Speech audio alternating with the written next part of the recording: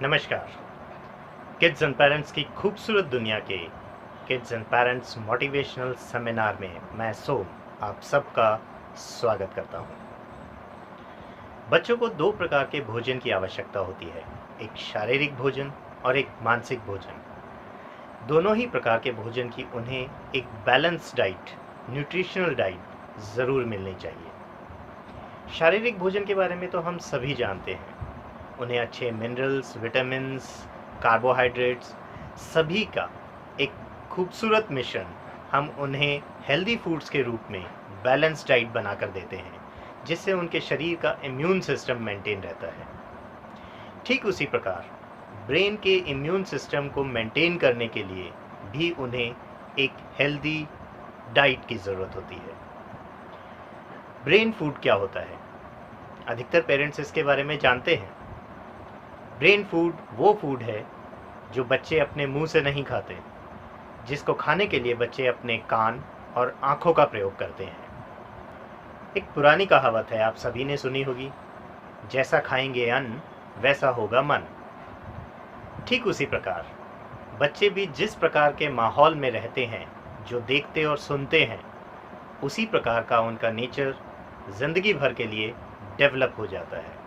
इस पूरी दुनिया के लिए आप सिर्फ एक शख्स हैं, मगर आपके बच्चे के लिए आप उसकी पूरी दुनिया हैं। क्या आप जानते हैं कि बच्चे किस उम्र से सीखना शुरू करते हैं? इस बारे में जब मैं अक्सर पेरेंट्स से बात करता हूं तो सबकी अलग अलग राय है। कोई 3 महीने, कोई 6, कुछ पेरेंट्स तो इसे 2 साल मानते हैं।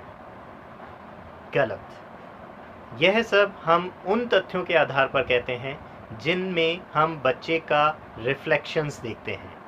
यानी बच्चे जब हमारी बातों पर रिएक्ट करना शुरू करते हैं, हमारी बातों को रिपीट करना शुरू करते हैं और अपना एक उसके अंदर परफॉर्मेंस देते हैं, तो हम कहते हैं कि बच्चे ने सीखना शुरू कर दिया। परंतु साइंस और हमारे अध्यात्म दोनों के द्वारा यह सिद्ध हो चुका है कि बच्चे माता के गर्भ में 6 वीक के प्रेगनेंसी के टाइम से ही सीखना शुरू कर देते हैं। साइंस ने अपनी ब्रेन न्यूरॉन थ्योरी के द्वारा यह बात सिद्ध की है, परंतु हजारों साल पहले हमारे अध्यात्म में शुकमुनि, प्रहलाद और अभिमन्यु जैसे उदाहरण के साथ यह बात साबित हो चुकी है कि बच्चे अपनी माता के गर्भ से ही सीखना प्रारंभ कर देते हैं। हर बच्चा जब पैदा होता है तो वह असीमित योग्यताओं और असीमित प्रश्नों के साथ पैदा होता है। उसके अंदर जिज्ञासाएं बहुत ज़्यादा होती हैं, परंतु हमारे पेरेंटिंग स्टाइल और हमारे बिलीफ सिस्टम, उसके अंदर हम उस बच्चे को लिमिटेशंस में बांध देते हैं। 0 से 4 साल जहां बच्चे में सीखने और ग्रास्प करने की ताकत सबसे ज़्यादा होती है, वहां पर हम उससे सबसे कम इंफॉर्मेशंस शेयर करते हैं। ध्यान दीजिए, मैंने शेयर शब्द का इस्तेमाल किया है, सीखने, सिखाने या पढ़ाने शब्द का नहीं, क्योंकि शेयर करना सीखने का वह तरीका है जो नेचुरल प्रक्रिया कहलाता है। कोई भी बात जब हम शेयरिंग के द्वारा किसी को बताते हैं तो लंबे समय तक हमारा सबकॉन्शियस माइंड उसे अपने अंदर स्टोर कर पाता है और उसे हम याद रख पाते हैं। शेयरिंग नॉलेज डेवलपमेंट का सबसे आसान और सबसे नेचुरल तरीका है। 4 साल की उम्र के बाद जब बच्चे स्कूल जाना शुरू करते हैं, यानी कि बच्चों के रिजल्ट्स आना शुरू करते हैं, तब से हम बच्चों के अंदर स्कूल पैटर्न के अनुसार उसे सिखाना और पढ़ाना शुरू करते हैं। यह पढ़ाना डेवलप होता है रट्टाफिकेशन पद्धति के अनुसार। बच्चे को कुछ चीज़ें याद करनी होती हैं, परफॉर्म करना होता है, एग्ज़ाम देना होता है और फिर उसके रिज़ल्ट की प्रतीक्षा करनी होती है। उस रिज़ल्ट के बेस पर हम यह मानते हैं कि बच्चे ने कितना सीखा।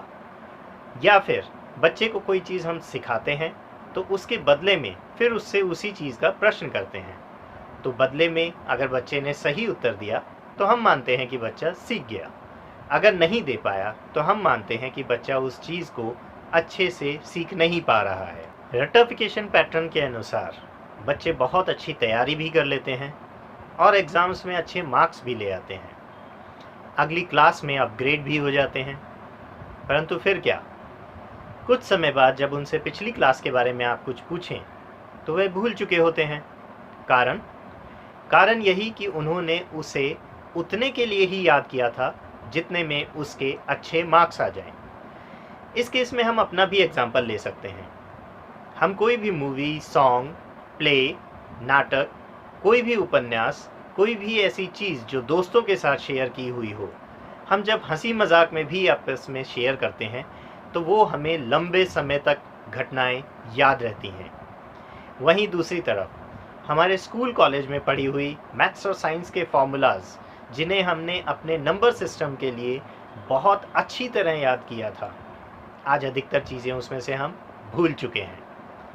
कारण स्पष्ट है, एक नेचुरल तरीके के द्वारा जो चीज़ हमारा ब्रेन अडॉप्ट करता है वह हमारे सबकॉन्शियस ब्रेन में एक लंबे समय तक स्टोर भी रहती है। यही तरीका बच्चे के लिए भी कारगर सिद्ध होता है। यदि आप किसी भी बच्चे के साथ कोई भी चीज़ शेयरिंग के तौर पर उसे बताते हैं, प्रैक्टिकल उसकी नॉलेज उसके साथ शेयर करते हैं, या फिर कुछ ऐसा जिसमें बच्चा खुद इन्वॉल्व हो, ऐसी चीज़ उसके साथ शेयर करते हैं, तो बच्चे उसे बहुत तेज़ी से सीखते हैं और लंबे समय तक याद भी रख पाते हैं। माता पिता के रूप में आपका पहला कर्तव्य यह है कि आप बच्चे को कुछ भी समझाने से पहले उस बच्चे को समझने का प्रयास करें। 90% केसेस में यह पाया गया है कि बच्चों का कार्य करने का तरीका गलत हो सकता है, परंतु उनका उद्देश्य गलत नहीं होता, और हम सिर्फ उस तरीके को देखकर उन्हें टोक देते हैं या उस कार्य को करने से रोक देते हैं। बच्चे को उस कार्य को करने का उद्देश्य जानिए। जैसे ही आप उद्देश्य का पता लगा लेंगे, आप उसे सही दिशा के बारे में गाइड कर सकते हैं।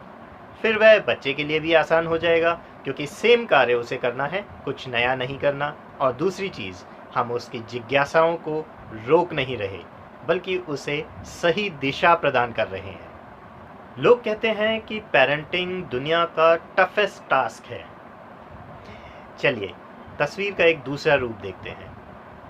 आपने अपने जीवन में बहुत सारी सिचुएशंस को देखा होगा, बहुत सारे लोगों को देखा होगा, और अपने एक जीवन के अलग अनुभव प्राप्त किए होंगे।